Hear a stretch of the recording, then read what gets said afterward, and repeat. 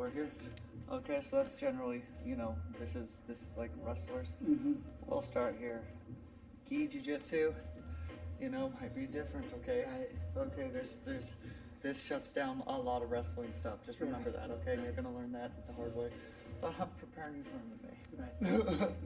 So just know that when it comes to like wrestling, no gi, it's probably gonna go straight to here. Okay, because I don't want to be out here giving you my arms. Right. Just keep your elbows tight, keep them there. Even though I have your wrists, you are really the one controlling my arms here. Right. They're stronger. There. Things are a little bit different now. You're still really fucking strong, but okay. So anyways, the tie-ups, everybody goes for the collar tie, but really it's the inside tie, just shoulders, okay? That's like gonna be the more advanced thing. I want you to practice going back and forth between collar tie, which is really just head control. Right.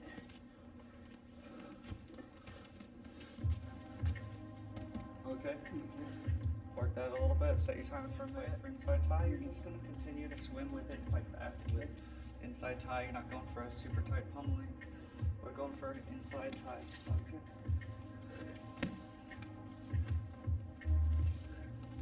Your elbows are so far. Okay.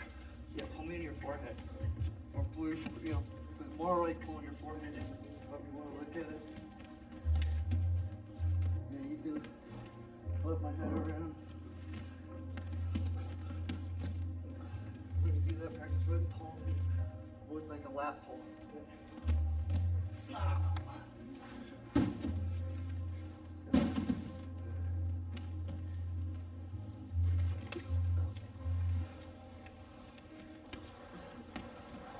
Head on the whatever area. Okay. And then you just lower your elevation and swing under. Yes. That swing.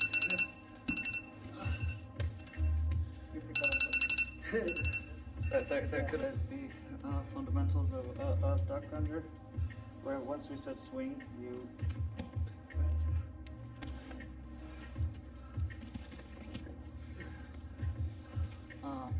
that could also just turn into driving. You're big, right? I'm not gonna try to pull you over my shoulder and pick you straight up. I have to do it like that. Right.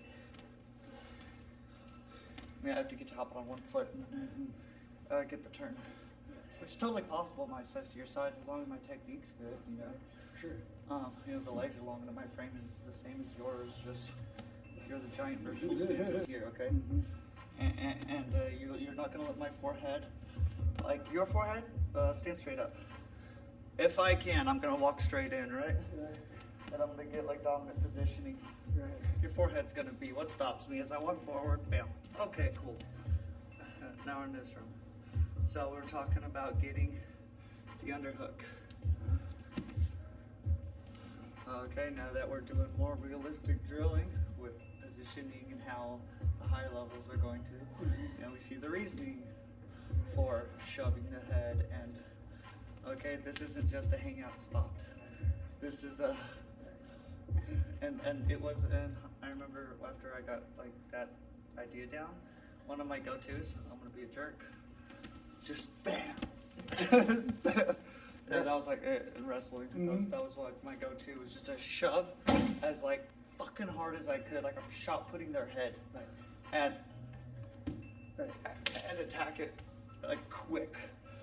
Okay, so however I gotta get to this underhook. This is like ideal underhook. A lot of times, like this type of shit will happen. Okay, going to get double underhooks. That's ideal. If I can only get one underhook and I'm like here, then this is cool. I could do kind of this shoulder grip. This is great for duck hunters. This is great for leg attacks. And it's also great for just being off to the side. Or I get this underhook and I go for the body lock. From the body lock, I got trips, lifts, bump there. You got the hip toss if I want to just change directions.